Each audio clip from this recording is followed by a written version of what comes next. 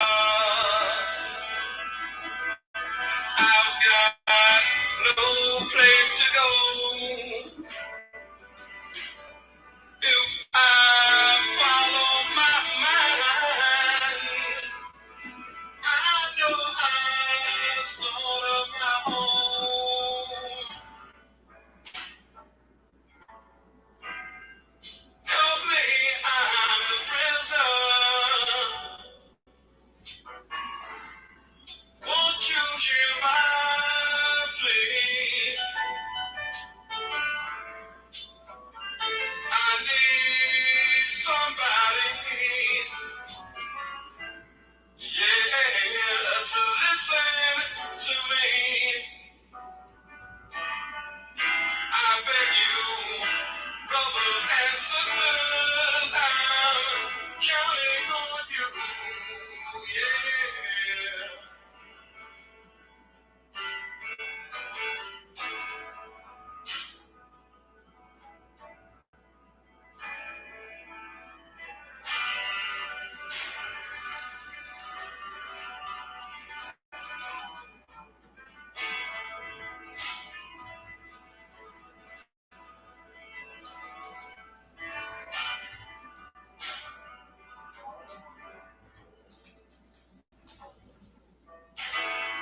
Black babies in the womb, shackled and bound, chained by the caveman,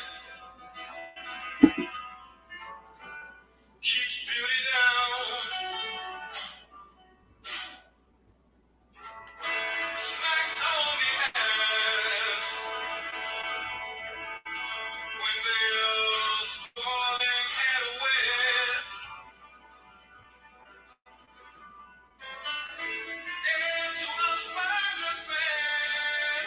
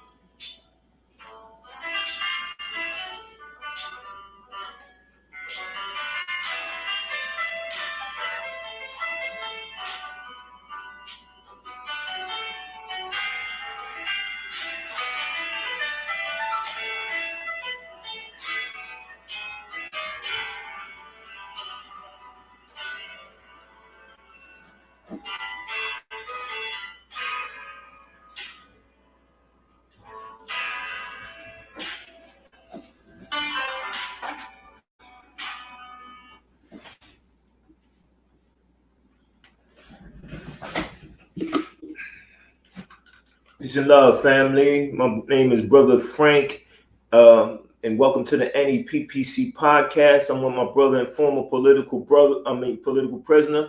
Abdul Haq Islam. Today's episode, we focus on African liberation, Black liberation, free all political prisoners, and why did we choose that title, and why is it relevant, and how does it relate exactly to the political prisoner? Now, when you're talking about African liberation, when you're talking about Black liberation, well, to tell you the truth, everything that deals with our liberation, our gains, our losses, those who are martyrs and those who have been captured, all relates to our liberation struggle because those who took a position to fight for people who are oppressed, they understand the connection and the relationship of those who are oppressed and the struggle to freedom.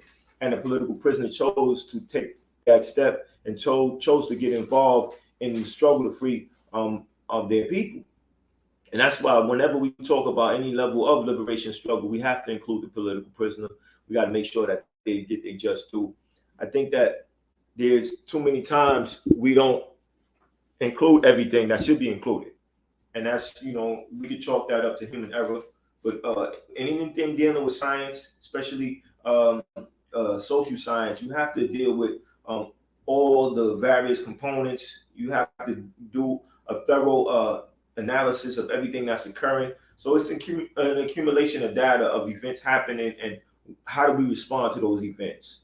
So when you have the Black Panther Party, you have the Black Liberation Army, they're responding to oppression and they're choosing to fight for revolution because they know that the system itself, as the way it continues, will only have more and more people oppressed. And they said that they're not only trying to free themselves but and their family, but they try to free people who look like them, people who go through the same hardships unnecessarily like them. So they chose to do something. Because they chose to do something, something happened. The state responded with these harsh sentences. The state choose to call them just sentences, but we say they revenge sentences. So Abdul Haq, how would you relate the political prisoner, you being a former political prisoner, with the national liberation struggle, the Black liberation struggle, as well as the African liberation struggle? Well, there are parallels, brother. Peace and love out there, family. There are parallels when you look at the history of the African liberation struggles and the Black liberation struggles in this country. Um, well, we went through hell. We went through some hellish conditions, as Dr. Khalid Muhammad called it, the hells of North America. And everywhere this colonizer, this imperialist has gone, he has made life miserable for the people. Right now, these super rich white supremacist Americans are causing people pain and misery all over the world, and that's what happened to us right here in the belly of the beast, So when we study the history of these struggles, those freedom fighters, who came forward, they shine like gold, especially when you compare them to the race traders, the tile flinging flunkies, you understand, who did the bidding of the enemy. We love freedom, and freedom loving people, people who love themselves, love those who stand up for them, who fight for them, those who stand up, fight, and organize for the self-defense of a people. If you love yourself, you got to love self-defense. How can you love yourself if you don't love self-defense? So those who responded to that call, they are very beloved to our people, and to bring out the highlights of what I'm talking about. We talk about examples sometimes. We had an example of this Saturday, the 24th of September. We had a rally at the United Nations where we were supporting the struggle of Zimbabwe against U.S. imperialism. And we had the enemy, the collaborators, who work with the white supremacists, who get on their knees and crawl across the sand, begging for funding, begging for help, begging for military assistance, from those who have raped, robbed, and pillaged our continent, and like I was saying about the freedom fight, the freedom fighters who stand up against this oppression and exploitation, they shine like gold when you compare them to the traders and the collaborators. The collaborators known as CCC, a group in Zimbabwe who was there at the demonstration. We were there in support of the liberation movement, and CCC, their leadership and their founders were too cowardly to engage in the liberation struggle. They were weaklings, and they're still weaklings, because they are trying to help the U.S. destroy the economy of Zimbabwe. And we are friends of ZANU-PF, the liberation movement in Zimbabwe, and the opposition, CCC, the cowards, the collaborators and clowns at CCC, they praise America and England. They're controlled by America and England. And in similar manner, our freedom fighters in America, stood up against the tortures and the terrorism, you understand, that we experience here in America. A lot of times we don't hear about this. A lot of times our people are not conscious of this, because the enemy controls the propaganda, controls the education, you understand, controls the message that you get. So they talk about democracy, but the blood-sucking super rich, they come at every aspect of the democracy, whether it's elections, liberation struggles, education, whatever it is, free movements, struggles for liberation, they come at all of that, and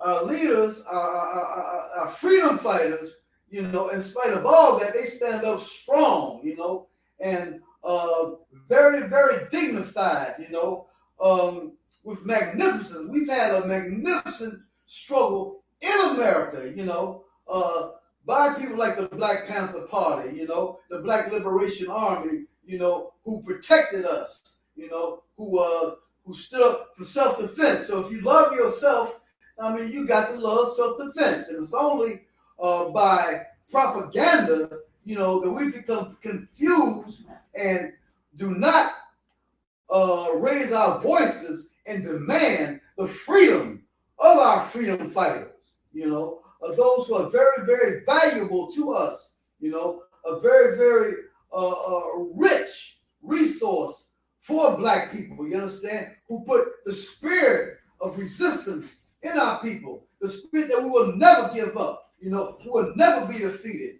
that we will never go back to the pain and the misery and the degradation, dehumanization. You understand? The disrespect. Forward ever, backward never. Backward never. You understand? So this is what our freedom fighters put in our people, Yes. and by the people not having a consciousness of not having that historical memory, they might fall for the okie doke. They might fall for the con game. You understand? That these folks in America is really about your democracy. That they, goody two shoes. And this, that, and the other. And we got to raise the consciousness of the people to what the reality is, what is real.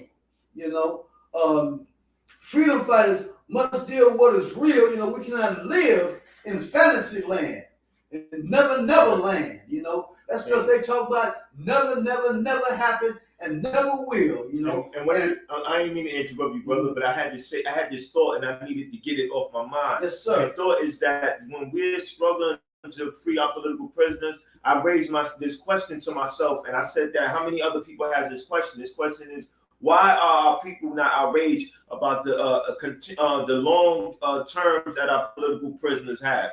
Why are people not outraged behind political prisoners dying in prison? And one thing that I realized, and you told me prior to us coming on live,